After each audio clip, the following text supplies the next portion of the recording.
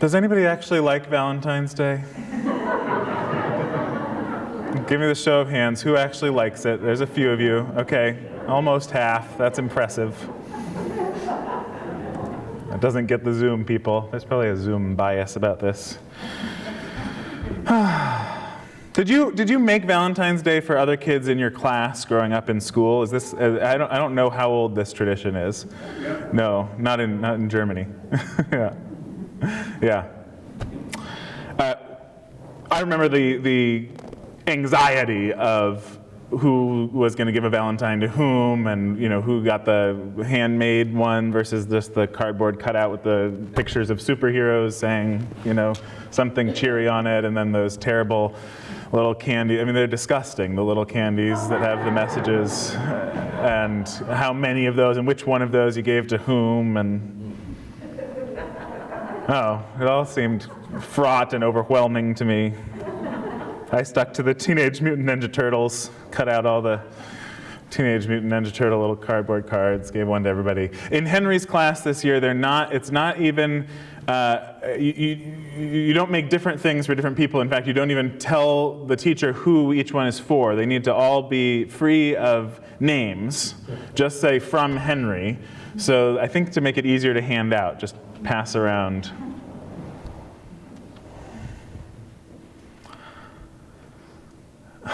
I think the issue is this. I don't think it's really Valentine's Day. I think my issue is this culturation, this socialization of the concept of love as mutual obligation.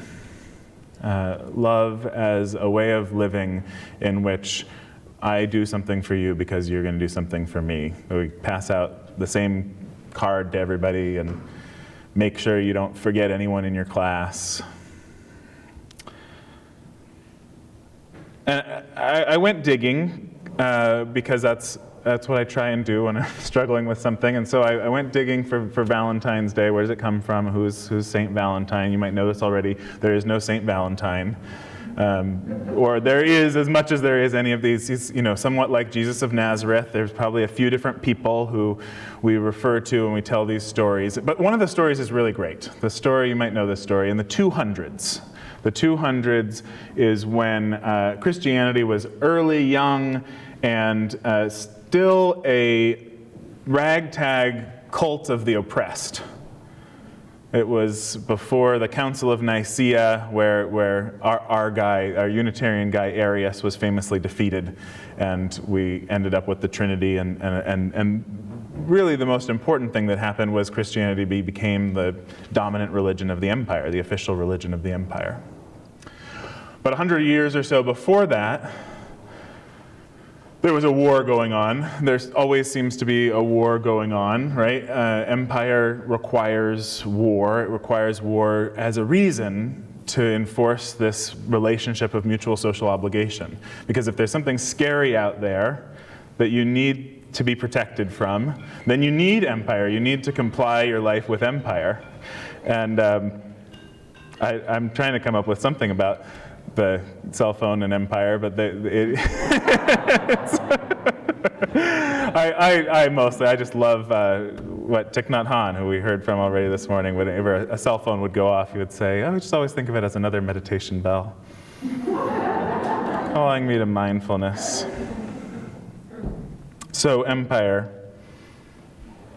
this empire way of thinking, where our safety is dependent on involving ourselves in a network of mutual obligation,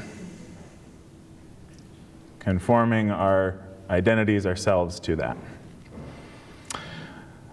Linda, we were going to do the Side with Love Award at the beginning of the sermon. We're going to do it at the end. All right, thanks. I just remembered that. So because Saint Valentine, this one Saint Valentine, was not so thrilled with this idea, because he had learned in a community that there was maybe another way to live together, that maybe love meant something else. He began to marry the young Christians who wanted to avoid the war. Because if you were married, you didn't have to go to war. And so as an act of resistance to empire, people got married. And then they killed him for it. Then they executed Valentinus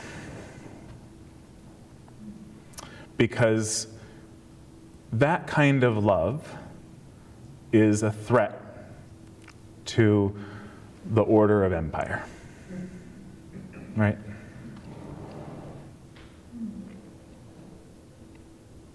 What I've noticed in my own life about love is that when I think of it as a mutual social obligation, when I'm caught up in this empire way of thinking about love, I lose my own capacity for truth.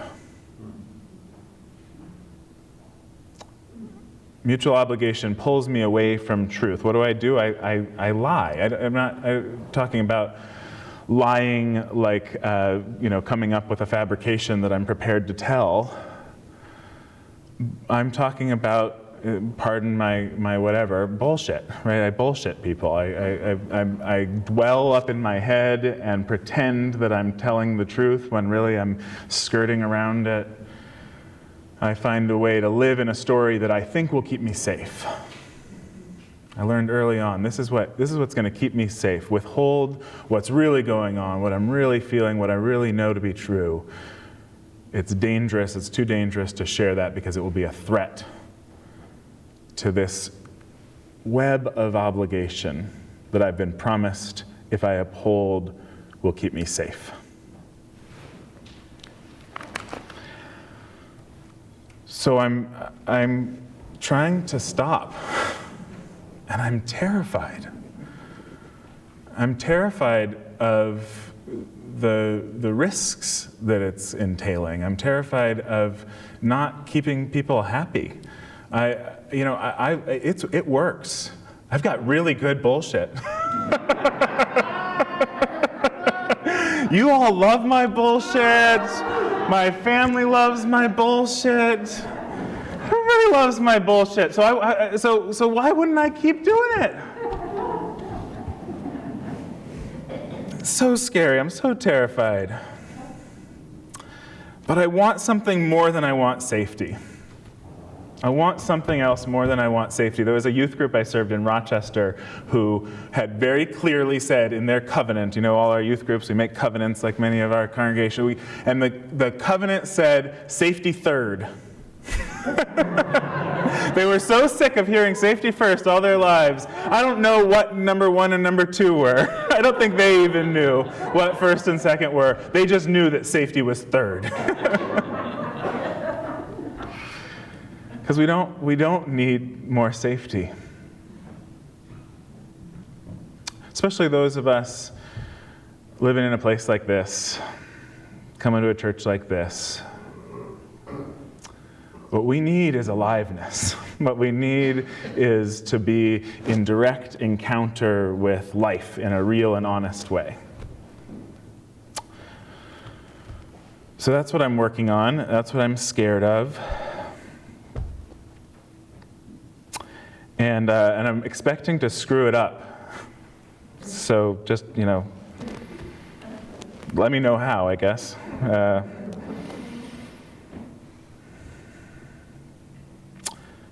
Because I realized, that the teaching is not make sure to give your neighbor just as many Valentines and exactly the same kind of Valentines as all your other neighbors.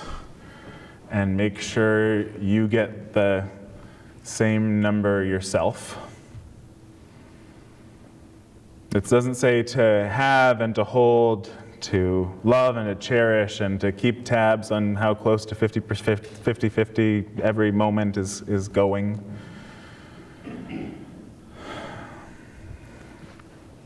Love is about taking risks.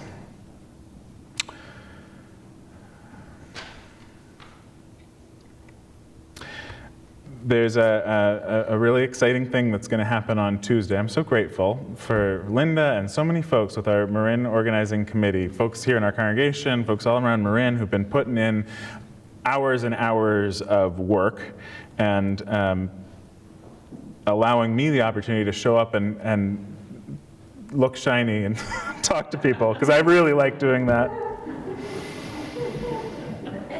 Speak eloquently on behalf of justice. So I'm going to do that on Tuesday morning. Anybody welcome to join me. What we're going to do is we're going to be at the Civic Center, and you can be there on Zoom too. And we're going to say the $15 million that the state just approved to turn what was once a skilled nursing facility into a place for people to have homes in Larkspur. Up to 50 homes with wraparound support, just exactly the kind of love that people need. This is all coming out of the years and years of work of people saying, no, actually housing needs to come first when we're talking about social services. We used to say, no, you can have housing once you get clean and sober. No, you can have housing once you figure out what your job is going to be and how you're eventually going to pay for it. The saying is not love your neighbor once they've gotten clean and sober. It's not love your neighbor once they prove that they can take care of themselves. So we're going to have this $15 million has been lined up, the place is lined up, and there's still an organized effort of people saying no. People saying that it's not safe to do that here.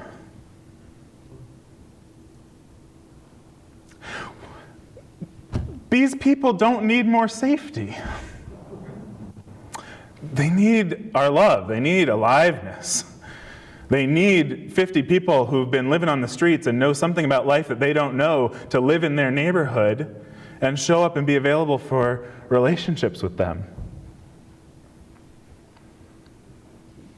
It's this bad idea is at the foundation of it, this bad idea that what communities need to be safe is to keep those people who are different than us out of our community. It's the same logic that Ruby Bridges had to fight through. It's the same logic that empire has always used to keep us thinking that we need to stay in a network of mutual obligation to stay safe.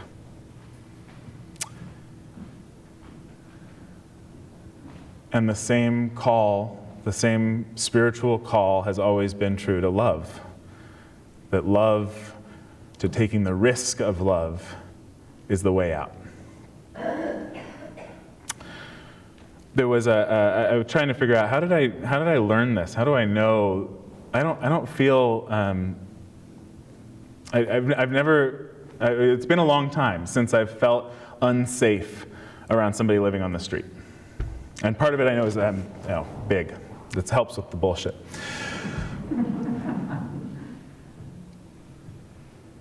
But there was a story that I remember of the man who worked the elevator at my mom's building. When my mom decided that she was done with clinging to safety and lost her job and started the path towards seminary, and she ended up in this little office in an old falling down building, the Atchison Professional Building in Berkeley. It's gone now. It's being developed like so much. And there was one of those elevators, the old kind of elevator with the chain door. I didn't experience many of these myself growing up, but this was one I remember. So and because it was that old style elevator that had a few things you had to do to make it work right, they had somebody to operate the elevator.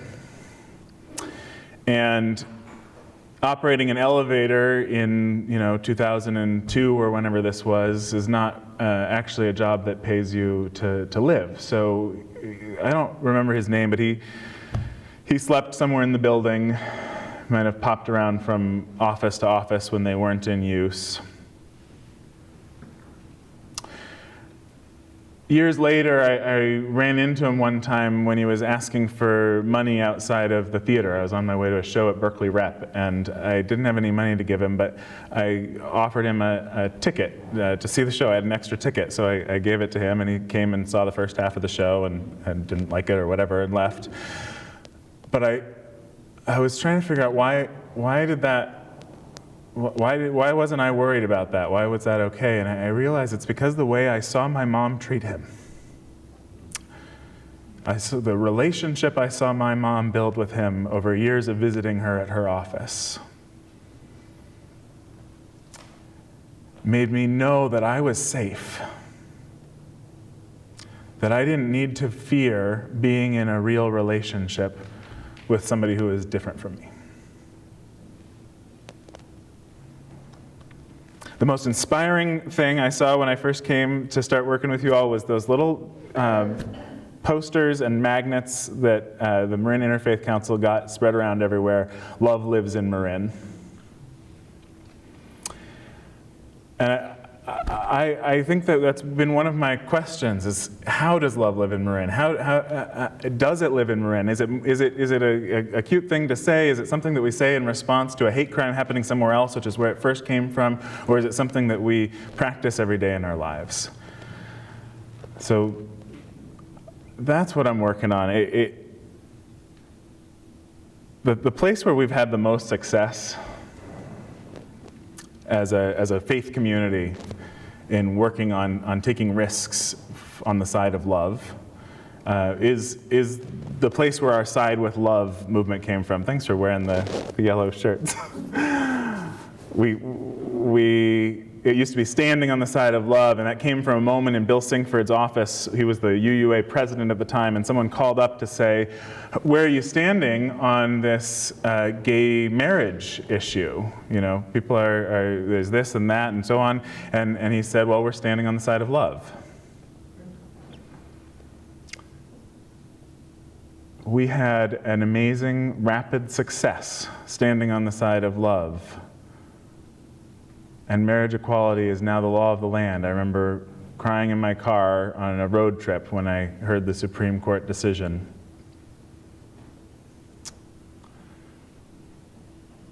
And I think about how risky it was for those decades ago who first said, I know it's illegal. I know Empire says it does not conform to what's expected of me to keep me safe. But this is who I love, this is what I love, and this is the way I'm going to live my life. May we all be so bold. May we all come to life.